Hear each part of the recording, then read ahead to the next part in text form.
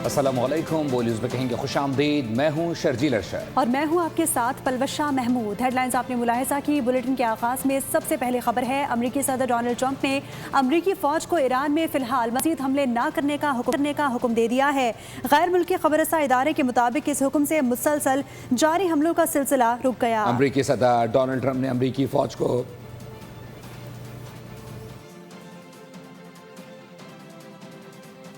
مسلسل جاری کارروائیاں معطل ہو گئیں۔ ایران امریکہ کشیدگی سے متعلق اہم پیش رفت۔ امریکی خبر رساں ادارے ایکزیوس رپورٹ کے مطابق صدر ڈونلڈ ٹرمپ نے اپنی افواج کو ہدایت کی ہے کہ ایران کے خلاف کوئی نیا حملہ نہ کیا جائے۔ اس حکم کے بعد گزشتہ 2 ہفتوں سے روزانہ کی بنیاد پر کیے جانے والے امریکی حملوں کا سلسلہ وقتی طور پر تھم گیا۔ رپورٹ میں بتایا گیا کہ صدر ٹرمپ نے گزشتہ 13 دن مسلسل ایرانی اہداف پر حملوں کی منظوری دی تھی۔ ویب سائٹ کے مطابق اگر صدر ٹرمپ دوبارہ کارروائیوں کا حکم دیتے ہیں تو امریکی فوج انتہائی مختصر وقت میں کارروائی کے لیے تیار ہو سکتی ہے۔ ویب سائٹ کے مطابق امریکی فوج اب بھی ایران کے خلاف بڑے پیمانے پر جنگی اقدامات کی بحالی کے لیے متبادل منصوبوں پر کام کر رہی ہے۔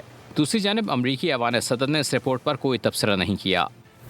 ایران پر عائد بحری ناکہ بندی مکمل طور پر برقرار ہے۔ امریکی عسکری کمانڈ سینٹ کام نے اعلان کیا ہے کہ احکامات کی خلاف ورزی کرنے پر 12 جہازوں کو موڑ دیا جبکہ 2 کو تباہ کر دیا گیا ہے۔ امریکی فوج کی سینٹرل کمانڈ نے ایران کے خلاف بحری ناکہ بندی برقرار رکھنے کا اعلان کر دیا۔ سینٹ کام کا کہنا تھا کہ ایران کے ساحلی علاقوں اور بندرگاہوں کی بحری ناکہ بندی پر مکمل عمل درآمد کرایا جا رہا ہے۔ ناکہ بندی کی خلاف ورزی کرنے کی کوشش پر 12 بین الاقوامی بحری جہازوں کا راستہ موڑ دیا گیا۔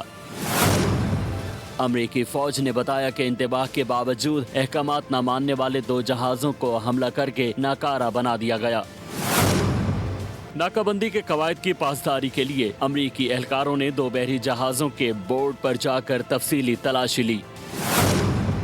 امریکہ نے 14 جولائی سے ایرانی بندرگاہوں اور ساحلوں کی طرف جانے اور وہاں سے آنے والے تمام بحری جہازوں کی ناکہ بندی کر رکھی ہے۔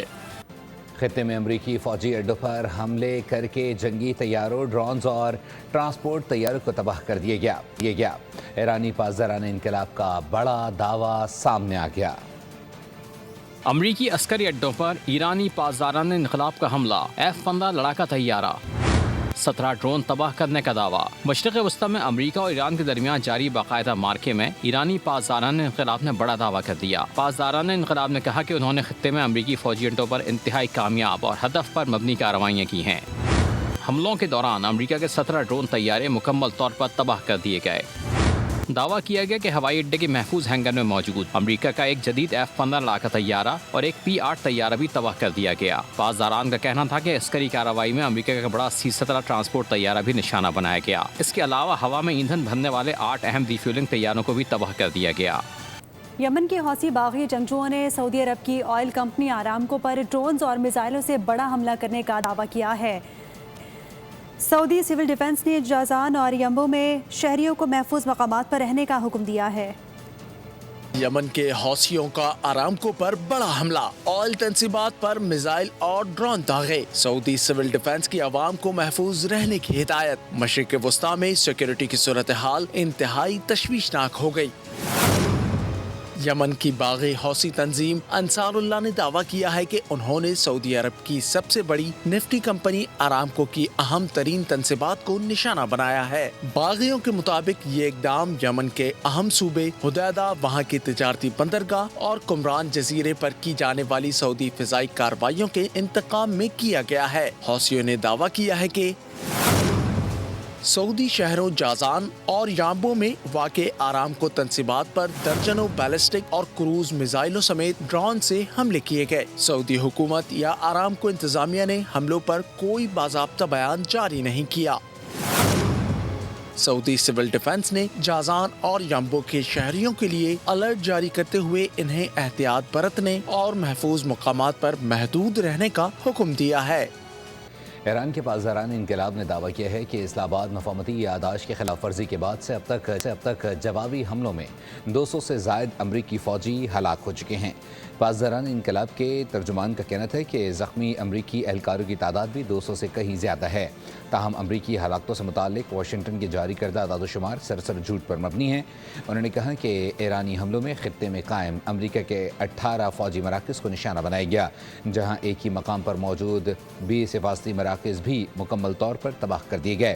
ترجمان پاسداران انقلاب نے امریکی حکومت کو چیلنج دیا کہ وہ صحافیوں کو تباہ شدہ عسکری مراکز کا دورہ کرائیں۔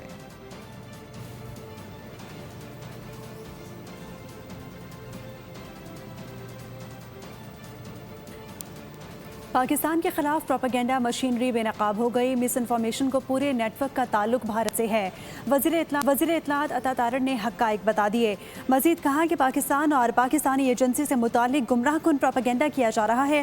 کانٹینٹ کا زیادہ تر حصہ کشمیر کی کالعدم ایکشن کمیٹی کے حوالے سے ہے۔ ایکشن کمیٹی کشمیر سے اتنی مخلص ہے تو انتخابات میں حصہ کیوں نہیں لیتی؟ لیکن اس نے بھارت نواز ہونے کا ثبوت دیا ہے۔ سیکیورٹی فورسز نے ایک شخص کو گرفتار کیا جس سے شرپسند عناصر کی بھارتی فنڈنگ کے ثبوت سامنے آ گئے۔ پتہ یہ لگا کہ ایک مس انفارمیشن کا پورا نیٹ ورک آپریٹ ہو رہا تھا باٹ فارمز کے ذریعے، اور یہ جو باٹ فارمز ہیں ان کے ذریعے اینٹی اسٹیٹ کانٹینٹ پاکستان کے خلاف، پاکستان کی سالمیت کے خلاف، گورنمنٹ کے خلاف، فوج کے خلاف، آرمی چیف کے خلاف، اداروں کے خلاف، وہ کانٹینٹ وہاں سے اس کو وائرل کیا جا رہا تھا۔ اب اس شخص نے دوران تفتیش یہ انکشاف کیا ہے کہ موسٹلی جو اس کو مواد آ رہا تھا وہ آزاد کشمیر میں جوائنٹ ایکشن کمیٹی کے حوالے سے تھا۔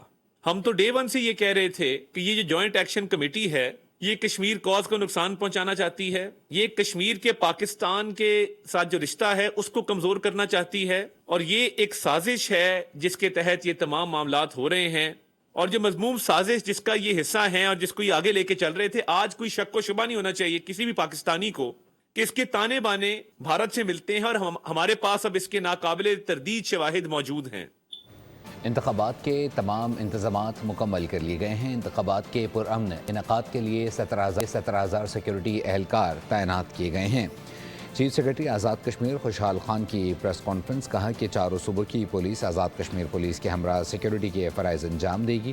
سوشل میڈیا پر گمراہ کن پروپیگنڈا پھیلانے والوں پر کڑی نظر ہے۔ سیکرٹری الیکشن کمیشن راجہ محمد شکیل نے کہا کہ انتخابی عملے کی تربیت شفاف اور مؤثر انداز میں کی گئی۔ آزاد جموں کشمیر میں انتخابی عمل جو ہے وہ آئین کے مطابق 27 تاریخ سے شروع ہو جاتا ہے انشاءاللہ، اور اس کے پہلے مرحلے میں میرپور ڈویژن جو ہے اس کی 3 اضلاع کے اندر انشاءاللہ الیکشن کا انعقاد ہوگا۔ جتنے بھی پولنگ اسٹیشنز کے اوپر اس دن کے سیکیورٹی کے انتظامات ہیں ان میں ایک ہم نے گریڈنگ کی ہے، کچھ سینسیٹیو پولنگ اسٹیشنز ہیں، کچھ موسٹ سینسیٹیو ہیں۔ ایک ناکام سی کوشش کی جا رہی ہے کہ ایز اس قسم کی سوشل میڈیا پوسٹ کے ذریعے عوام کو ان کے حق سے جو ہے محروم رکھا جائے یا ان کو ان کی بدگمانیاں ان کے ذہن میں پیدا کی جائیں۔ تو الحمدللہ اس وقت میرپور ڈویژن جو ہے پوری طریقے سے بریسڈ اپ ہے الیکشن کے لیے۔ الیکشن کمیشن انشاءاللہ پرعزم ہے کہ یہ ہمیشہ کی طرح آزاد کشمیر میں جو کہ الیکشن پرامن ہوتے ہیں تو اس دفعہ بھی ٹرانسپیرنٹ، فیئر اور انشاءاللہ منصفانہ الیکشن ہوں گے، جس کے لیے انشاءاللہ ہم ڈسٹرکٹ ایڈمنسٹریشن سے مل کے انشاءاللہ اس کو انشور کرتے ہیں۔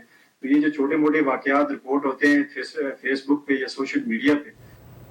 سینئر صوبائی وزیر پنجاب مریم اورنگزیب نے کہا ہے کہ وزیر اعظم شہباز شریف آزاد کشمیر کے عوام کی فلاح و بہبود کے لیے کوشاں ہیں۔ خدمت کے لیے نیک نیت قیادت ضروری ہوتی ہے۔ راولپنڈی میں مسلم لیگ نون کے خواتین کے خصوصی اجلاس سے خطاب میں انہوں نے کہا، مسلم لیگ نون کی قیادت عوام کی حقیقی ترجمان ہے۔ مریم نواز کے مؤثر اقدامات کی بدولت پنجاب میں خواتین خود کو محفوظ سمجھتی ہیں۔ وزیر اعظم اور فیلڈ مارشل کی قیادت میں پاکستان کا وقار دنیا بھر میں بلند ہوا۔ سبسکرائب کریں اور بیل دبائیں تاکہ کوئی خبر رہ نہ جائے۔